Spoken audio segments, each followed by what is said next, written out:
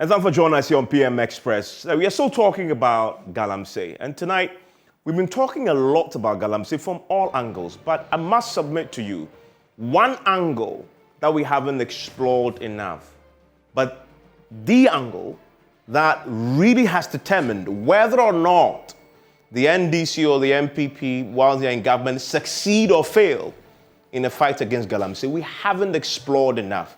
And that angle is the political cost factor, the untold story of the Galamsey lobby. The Galamsey lobby is a very powerful political lobby. They can cause you to lose elections or win the elections. That is the reality that we haven't explored. And there's a reason that the NDC starts fight Galamsey, and somehow towards the elections, you see that the positioning is softening. And then you see the MPP do same. The president, I believe, meant it when he says, I will hang my political career on the fight against Galamsey. Note when he said that in 2017, shortly after he won the elections, so far away for another election, it's good, easy to say it. But when the political lobby kicks in and they start marshalling resources against you, billions and billions of cedis, millions and millions of dollars, you will realize that they're so powerful, they will cause your defeat. Every politician, every political party is in this to win elections. And so when that is threatened, then you know that the fight will begin to wobble. And so tonight, we're going to show you the evidence, the numbers that show, that tell the story that this Galamsey lobby is really at the heart of this problem. And until we fix it, and we'll also show you research that has actually been done by reputable academic institutions that point to this fact that until the two parties come together to say, we are united in this fight, and we won't play politics with it, and we'll allow the Galamsey lobby to throw us about and influence one against the other, we should forget about winning the Galamsey war. That is at the heart of my presentation tonight, and then we'll get into the conversation. So come with me.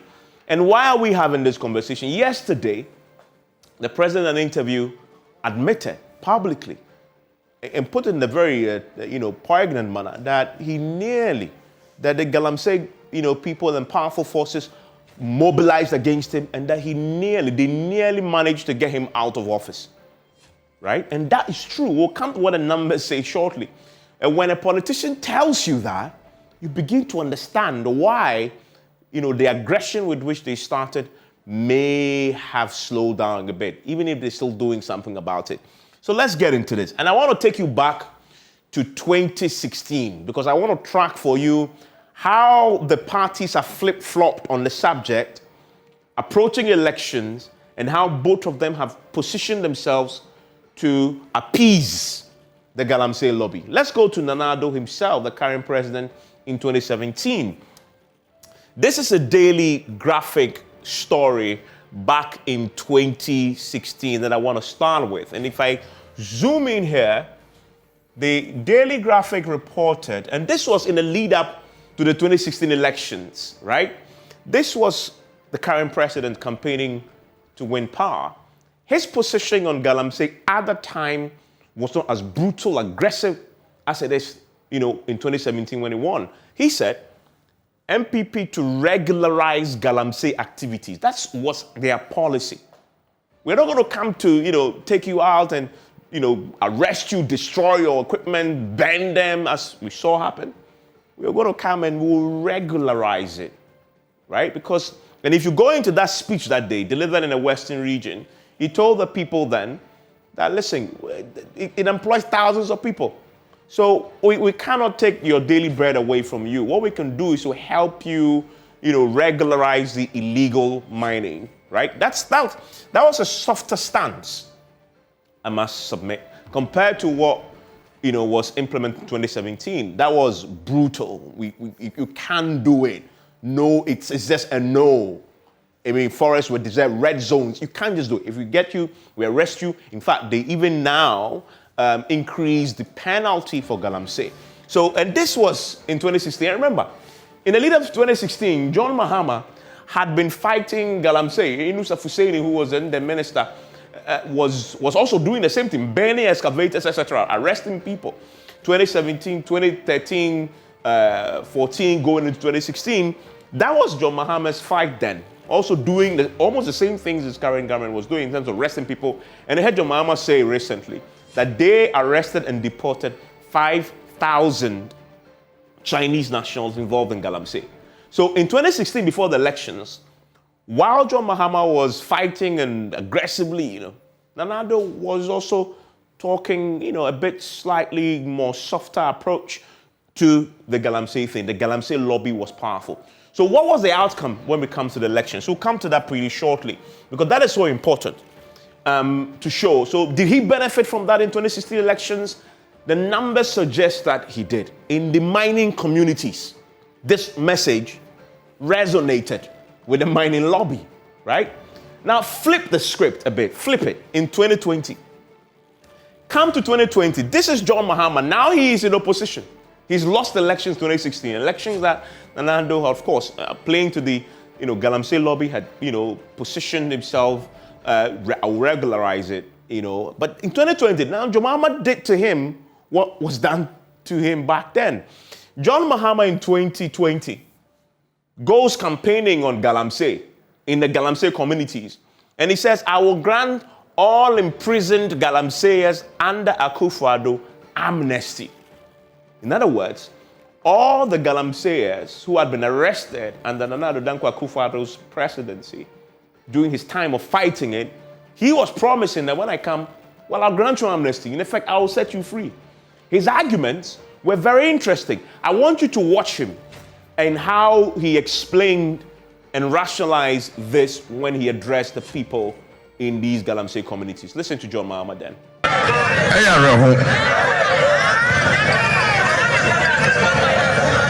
Abai said, Ekwetia Galamsey. Na Ghana ma omu small scale mining. Watch it omu. Odi omu akojina court.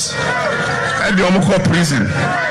And then make us say, your member ni be at that prison. Say omu ye Galamsey nti. And so yakochi China niba ono ye Galamsey queen. Ono de mo afana anko jina court, afana anko tum. Mo se on de onko ni krom. Ena mo jam free oko.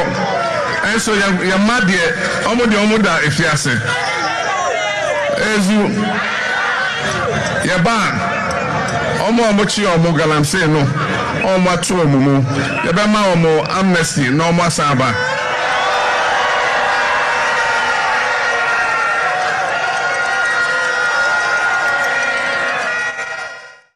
Amnesty, not Omwa. I mean, that is the politics of this.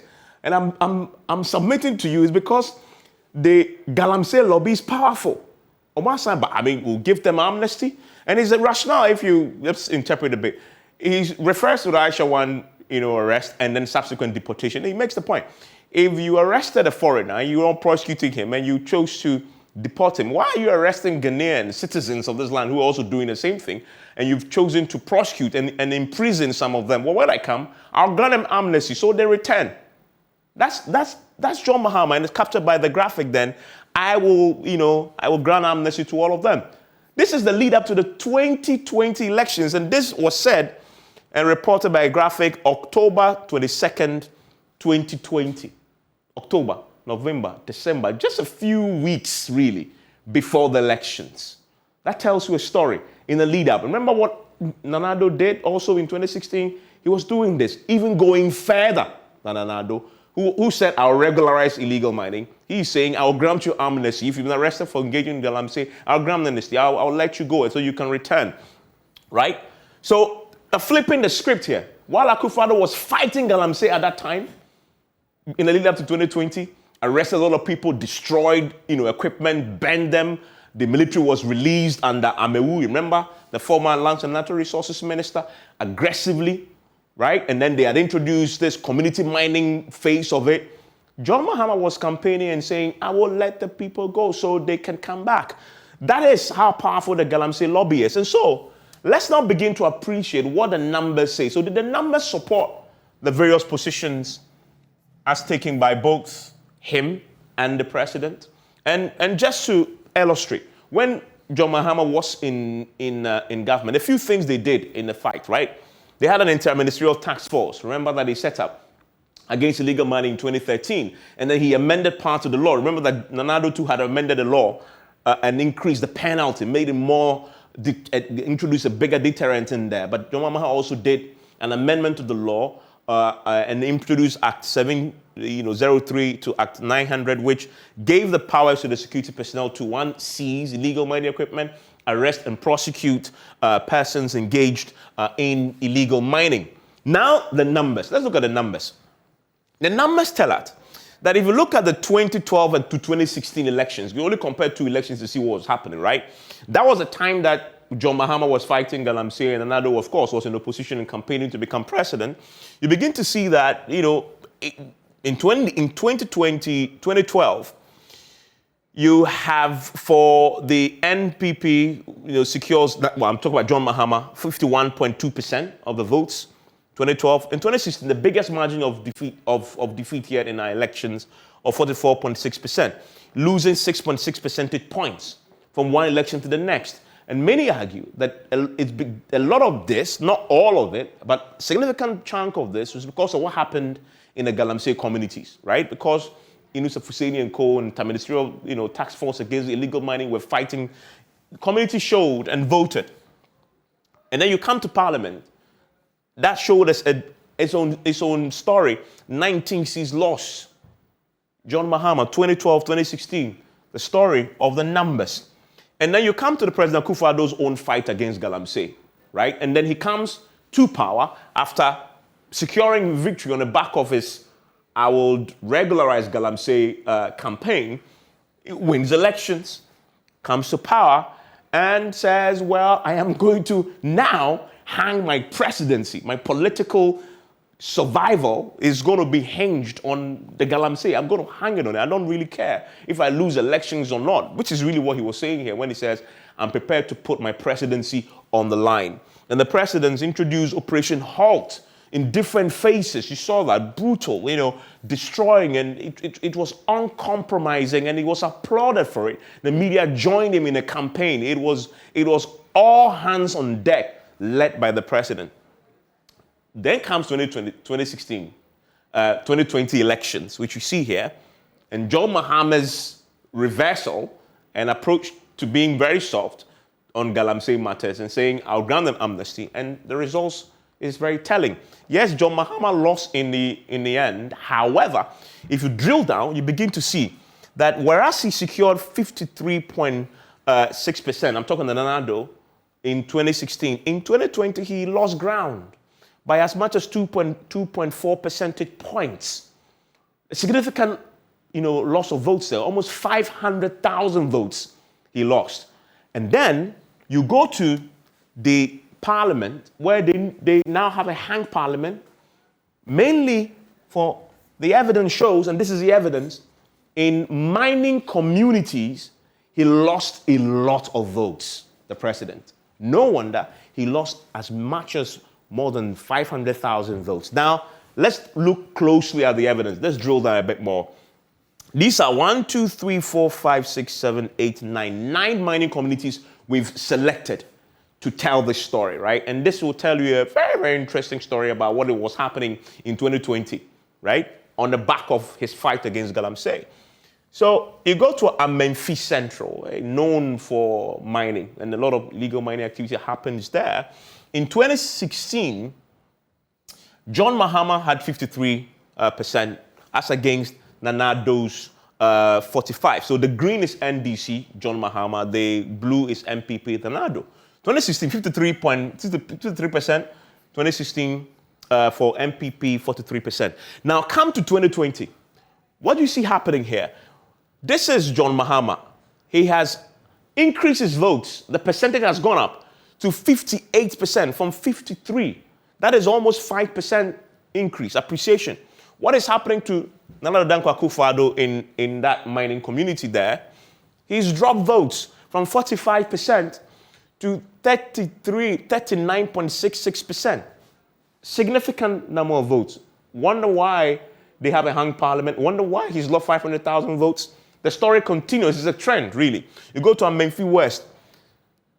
In 2016, John Mahama, 57%. Nanado, 42%. Come to 2020. John Mahama still wins. We're not talking about who win or lost. I'm talking about in precedent, in their constituencies, it is what is leading to the overall national picture, right? In 2020, John Mahama increases his vote slightly to 57.86%.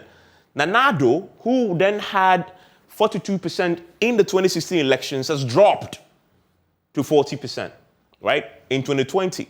You come to Elembele, and Elembele is interesting. Recently, they've been in the news because of illegal mining.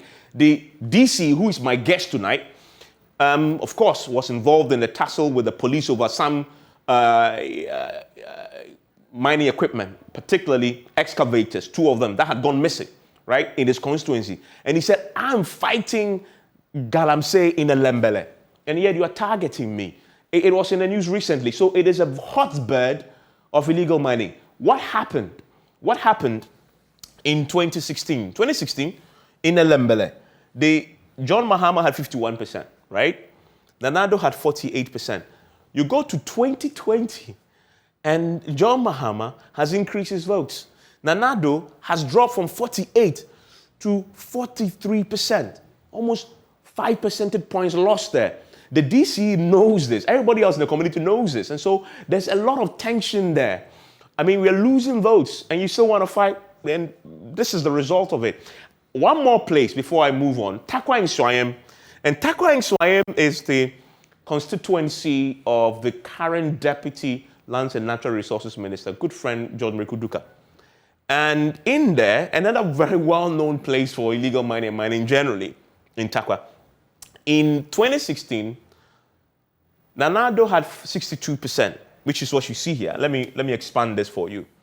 Nanado has 62%. John Mahama had 34%. Now look at 2020. Nanado drops from 62 to 51%. He's fighting Galamsey. Okay, you want to fight Galamsey? The Galamsey lobby will teach you a lesson. They mobilized significantly, according to the president himself, to get him out of office. He dropped almost 10 percentage points there. Guess what was happening to John Mahama? Almost all the votes Nanado lost in Takwa Nswayam, he gained from 34% to 45%. Almost the 10 percentage point Nanado lost, he gained there. Because he was campaigning in the Western region that, listen, Galamsey, when you come, I'm going to give you amnesty. Now, this is what we picked up from the research. We haven't done this alone. Others have been looking at this. And if you go to the Cambridge University website, there's a very interesting article that we found that tells this story in Ghana. It was telling the Galamsey story across Africa, by the way, but narrowed in on Ghana. And this is what they said. This is what the article says on Ghana. 10,000 minus 10,000 votes. Politics and money in Ghana. 10,000 minus 10,000 votes. That is telling. They are holding almost the part of your body that will make you scream. 10,000 minus 10,000 votes. You want to play with that group? I'll come to the point we're making shortly, which is that unless the two parties come together, these miners, with their power, their numbers, they would cause what was happening in this trend I just showed you. Let's go to our own research from our own academics, right? The University of Ghana Business School did a policy paper. And this is one of the conclusions they came to. Galamsey operators are aware of the importance of their votes for incumbent political parties and have often exploited the political vulnerability of those in power due to intense electoral competition during election years. That's what they came down to. And then they conclude, this for me is how I end, because it goes to where the solution is. They say, according to that article by the University of Ghana Business School, illegal mining has persisted in Ghana not because of weak state capacity, we have it, but primarily because of political leniency and law enforcement corruption. And ends. Any anti-Galamsey crusade that fails to tackle the political drivers of the problem is unlikely to succeed. And I and put on that and say, unless the NDC and NPP come together and have a common policy on this matter, and honestly so, right? And both sides can trust each other. This fight is, forget it. Because the lobby, extremely powerful. My guests are joining me tonight. We'll get into that. The DC of Elembele, whose constituency isolated, is my guest. I want to hear from him what the political cost has been from a very personal standpoint. I mean, and then Inu Safuseni, who led the fight. I want to hear from him too. And then Ben Efson will join me. He's been watching these polls and numbers play over time. Does he agree that the heart of this is how powerful the Galamsey lobby is, and the parties are afraid that they will lose the elections in these mining communities? Because remember, 10,000 minus 10,000 votes. My guest joining me after this. Stay with me.